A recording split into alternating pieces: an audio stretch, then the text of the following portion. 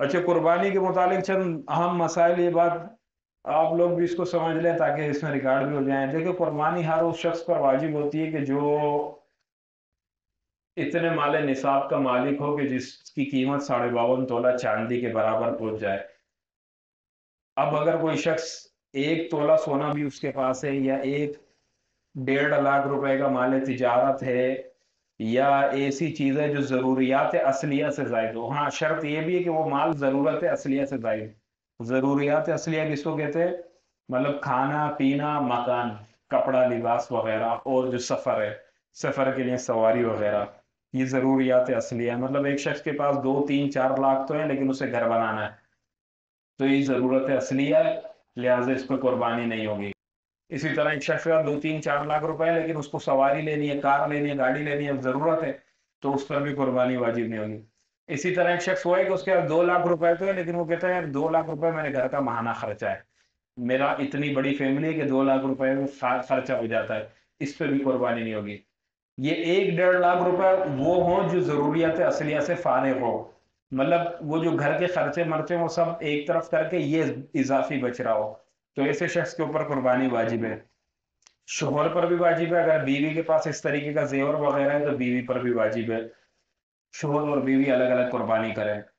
औरत के मर्द के ऊपर लाजिम नहीं कि वो बीवी के लिए कुर्बानी करे, लेकिन अखलाकियात का यही तकाजा है, खुसूसन दीनी माशरों के अंदर, के जहाँ पर औरतें बाहर कमाने नहीं निकलती। बाकी जो दूसरे माशरे उसमें तो औरतें भी कमाती हैं, तो फिर वो तो खुद करती हैं। लेकिन हमारे माशरे जो दीनी माशरे होते हैं उसमें औरतें घर से बाहर नहीं निकलती, तो घर के अंदर कैद होती हैं, वो घर की ज़रूरियात को पूरा करती हैं। तो अखलाकियात का ये तकाजा है कि फिर शोहर ही उसको पूरा करे, मतलब उसकी तरफ से कुर्बानी भी शोहर करे। लेकिन अगर कोई शोहर नहीं करता, तो फिर औरत को चाहिए कि वो अपने जेवर वगैरह को बेचे और फिर कुर्बानी करे। नहीं करेगी तो फिर गुनाहगार होगी। अच्छा, इसी तरह एक शख्स कहता है कि यार मैं पैसे तो है लेकिन मैं कर्जदार हूं, तो कर्ज को देखा जाएगा कि कर्ज अगर इतना है कि वो, मतलब उस एक शख्स के ऊपर कर्जा है 2 लाख रुपए और उसके पास इजाफी पैसे 3 लाख हैं या 4 लाख हैं, तो अब देखा जाएगा कि कर्ज पूरे का पूरे कुर्बान उस मिल्कियत को मुहित है या नहीं है जो उसके पास है। अगर पूरी मिल्कियत को मुहित है, यानी 4 लाख रुपए और 4 लाख ही कर्जा है, तो फिर तो पूरी मिल्कियत को ही कर्जा पूरा हो जाएगा, तो कुर्बानी नहीं है। लेकिन 2 लाख कर्जा है, 4 लाख रुपए इसके पास इजाफी पड़े, तो 2 लाख रुपए देने के बाद 2 लाख तो बच रहे, उस 2 लाख पर तो कुर्बानी है, तो कुर्बानी इसको करनी पड़ेगी। इसी तरह से किसी शख्स का किसी के पास पैसा मौजूद है, किसी का पैसा किसी को कर्ज दिया हुआ है और वो कर्जा उसके पास है, वो आगे से मुनकिर नहीं है, वो कहता है मैं आपको दूंगा,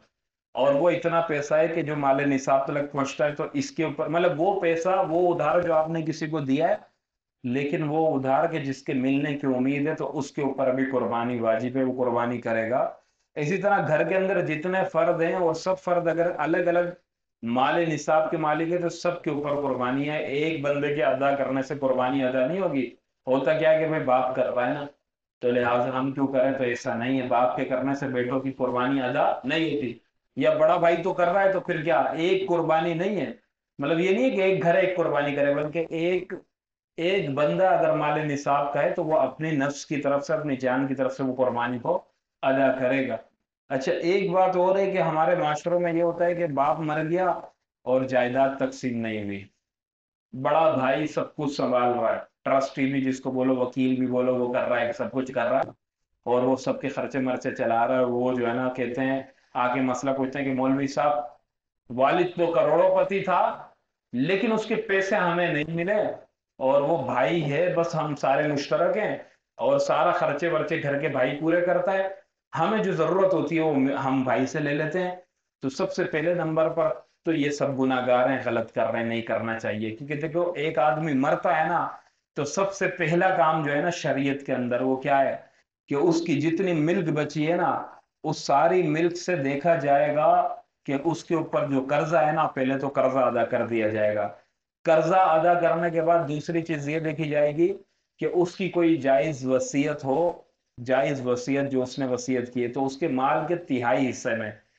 तिहाई तीसरे हिस्से में, मतलब पूरे माल को 3 हिस्सों में तकसीम करके तीसरे हिस्से से वो वसीयत पूरी की जाएगी। अच्छा, اس کے بعد تیسرا کام یہ کیا جائے گا کہ اس کی تجہیز اور تکفین، یعنی کفن وغیرہ، اور اگر قبر قبر کھدوانے کی ایسی جگہ کہ ادھر کھدوانے کے لوگ پیسے لیتے تو زمین خریدی جاتی ہے، تو وہ سارے خرچے جو میت کے خرچے سارے خرچے پورے کرنے کے بعد اس کے بعد جو ملک بچتی ہے سب، پانچواں کام یہ ہے، تیسرا یا چوتھا یا پانچواں کام یہ ہے کہ اس کی ساری ملک جتنے حصے دار ہیں اس پہ تقسیم کر دی جائے پہلی فرصت کے اندر۔ ایک دن دو دن بھی اگر اس کو تقسیم نہیں کیا تو تقسیم نہ کرنے کی وجہ سے وہ گناہگار ہو رہا ہے، وہ بندہ گناہگار ہو رہا ہے جو اس کو سنبھال رہا ہے۔ پہلے تقسیم کر دیا جائے کہ بھائی اتنا اتنا حصہ سب کے حصے میں آ رہا ہے، پھر ان سے کہا جائے کہ بھائی اپنے اپنے حصے کو آپ لوگ اپنے قبضے میں لے لو، اور قبضے میں لینے کے بعد وہ بھائی سے کہیں کہ بھائی ہم آپ کو دیتے ہیں، یا آپ جب ہمیں ضرورت ہوگی ہم آپ سے مانگ لیں گے، لیکن ابھی آپ سنبھالو، تو وہ بات الگ ہے، لیکن پہلے تقسیم کرنی چاہیے۔ اور اس تقسیم نہ کرنے کی وجہ سے ہوتا کیا ہے، بہت بڑی خرابیاں ہوتی ہے، بہت بڑی۔ تم ہوتے ہو جو بھی کرتے ہو، لیکن اس سے سب سے بڑا تو مولوی پریشان ہوتا ہے کہ پھر جب وہ تقسیم نکالتا ہے تو وہ بیچارہ سر میں درد ہو جاتا ہے، وہ میراث کے اندر وہ اتنا اس کو جو ہے نا پھر لمبا چوڑا مسئلہ ہوتا ہے، ٹینشن ہوتی ہے، لہٰذا پہلے کا، اور جھگڑے بھی ہوتے ہیں بعد میں۔ تو دیکھیں شریعت نے جتنے احکام نازل کیے ہیں نا وہ لوگوں کی اصلاح کے لیے ہیں، معاشرے کی اصلاح کے لیے ہیں۔ جب ہم اس پر عمل کریں گے تو پھر جو ہے نا ہمارے آپسی جھگڑے نہیں ہوں گے، اور ہم عمل نہیں کرتے نا تو پھر بعد میں بھائی لڑ رہے ہوتے ہیں، پھر بعد میں ایک کہہ رہا ہوتا ہے، آتے نا مسئلے ہمارے پاس، یار میں نے تو اس کی شادی کرائی تھی، بہن کی میں نے شادی کرا دی، اس بھائی کی میں نے شادی کرا دی، فلاں دن پر میں نے یہ کیا تھا، فلاں کہتا ہے کہ میں نے یہ کیا تھا، یوں کیا تھا یوں کیا تھا۔ وہ مشترک رہنے کی وجہ سے جو ہماری کمبائنڈ فیملی ہوتی ہے، ایک ساتھ رہنے والے، پھر وہ پھر جھگڑے کے وقت یہ باتیں یاد ہوتی ہیں۔ تو بھائی شریعت یہ نہیں کہتی کہ آپ خواہ ایک ساتھ رہو، شریعت یہ نہیں کہتی کہ خواہ ایک ساتھ رہو۔ اگر تقسیم کر کر ایک ساتھ ایک گھر میں رہتے ہو وہ اس سے شریعت انکار نہیں کرتی، لیکن اس ایک ساتھ رہنے میں بھی خرابیاں یہ ہوتی ہے کہ بھابھیوں کا پردہ نہیں رہتا پھر نا، حالانکہ شرعاً بھابھیوں کا بھی پردہ ہونا چاہیے، لیکن خیر اگر شریعت اتنا اجازت دیتی کہ چلو ایک گھر میں رہ لو، عورت سے مرد زیادہ، مطلب بھائی کی بیوی سے زیادہ زیادہ اس کو منہ نہ لگائے، زیادہ بات چیتیں اور کچیریاں نہیں ہو رہی ہوں، لیکن کیا ہے کہ اپنے اپنے چولہے جدا کر لو، خرچے پہلے ہی جدا کر لو، تقسیم کر لو، سب کچھ کر لو، بات کے اندر جھگڑا نہیں ہوتا۔ یہ شریعت نے اس کو باقاعدہ، مطلب یہ لوگوں کے فائدے کے لیے۔ خیر بات کہیں اور نکل گئی، مسئلہ یہ ہے کہ اب سوال یہ ہے کہ وہ آ کر یہ پوچھتے ہیں کہ بھائی مولوی صاحب مال تو بہت ہے لیکن سارا مال ایک بھائی کے پاس ہے اور ہمارے پاس کچھ بھی نہیں ہے، جان چھڑا لیتے ہیں، ہمارے پاس تو کچھ بھی نہیں ہے، تو قربانی تو ایک ہی بھائی کر لیتا ہے۔ تو بھائی مولوی کو دھوکہ دے دو گے، مولوی سے فتویٰ لے لو گے، مولوی کوئی خدا تو نہیں ہے، حکم تو اللہ نے نازل کیا، اللہ کو دھوکہ دے رہے ہو، اللہ کو دھوکہ دے رہے ہو۔ اللہ تو جانتا ہے نا کہ تم مالک ہے، اور یہ مالک ہے اس مال کے اندر۔ اگر 1 کروڑوں کی جائیداد ہے ایک بھائی نے اپنے ہاتھ میں لی ہوئی ہے تو اس کروڑوں کے اندر شرعاً اس کا حصہ نہیں ہے، اس کا حصہ ہے۔ اگر مثال کے طور پر 10 بھائی ہیں اور باپ نے 2 کروڑ چھوڑے ہیں، تو 2 کروڑ اگر 10 بھائیوں کے اندر تقسیم کیے جائیں تو کتنا آئے گا؟ ہر بھائی کے اندر برابر برابر کتنا آیا؟ آپ بتاؤ، 20-20 لاکھ آ گئے تو 20 لاکھ والے کے اوپر قربانی واجب نہیں ہوگی؟ ہوگی۔ تو وہ کہتا ہے کہ نہیں بھائی ایک سنبھال رہا ہے، نہیں سب پہ ہوگی، تو وہ شرم یہ دیکھا جائے گا کہ جو جتنی جائیداد ہے اگر اس جائیداد کو تقسیم کر دیا جائے اس کے اوپر کتنا آ رہا ہے، اگر اس کو اتنا مل رہا ہے کہ جو نصاب کے برابر ہے تو اس پر قربانی واجب ہے، یہ قربانی کرنی پڑے گی اس کو۔ تو یہ چیزیں ہیں، ان چیزوں کو دیکھنا چاہیے، ہم ان پر غور نہیں کرتے، بس ایسے ایک سرسری ایک ترتیب چلاتے ہیں کہ بس فارمیلٹی پوری کرتے ہیں، نہ علماء سے پوچھتے ہیں نہ کچھ۔ دوسرے نمبر پر یہ ہے کہ اپنے معاشرے کے اندر جو ہے اس چیز پر بڑا غور کیا جائے کہ قربانی ہم کس کے ساتھ کر رہے ہیں، عقائد کے اعتبار سے، مال کے اعتبار سے اس پر بڑا غور کیا جائے کہ ہم قربانی میں، ہم حصوں والی قربانیاں جو کرتے ہیں نا، حصوں والی قربانی میں ہمیں نہیں پتا کہ اگلا کس طریقے کا، کس طریقے سے وہ اس کی نیت کیا ہے۔ دیکھو قربانی اتنا حساس مسئلہ ہے کہ اگر 7 آدمیوں میں سے ایک آدمی نے صرف یہ نیت کر لی کہ مجھے بالکل ٹھیک ٹھاک مال ہے، اس کا عقائد بھی صحیح ہے، سب کچھ صحیح ہے، لیکن اس نے یہ نیت کر لی کہ بھائی میں گوشت کھاؤں گا، گوشت کی نیت سے اس نے قربانی کر لی، تو دیکھو قربانی کے لیے سب سے پہلی شرط کیا ہے کہ جتنے حصے دار ہیں سب کی نیت قربت کی ہو، عبادت کی ہو۔